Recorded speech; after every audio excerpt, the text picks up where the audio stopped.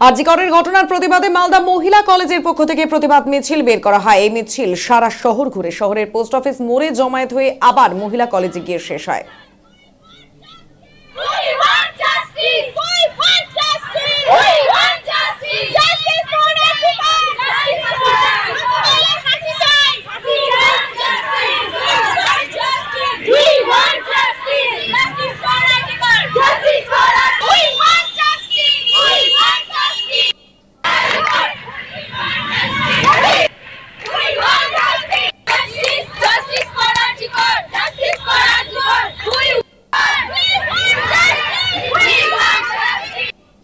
আমরা নিরপেক্ষভাবে যে কাণ্ডটা ঘটেছে, নির্যাতনকারীর সাথে যে কাণ্ডটা ঘটেছে আরজি করে, তার বিরুদ্ধে আমরা প্রচণ্ড প্রতিবাদী এবং আমরা প্রচণ্ড উগ্র হয়ে রয়েছি।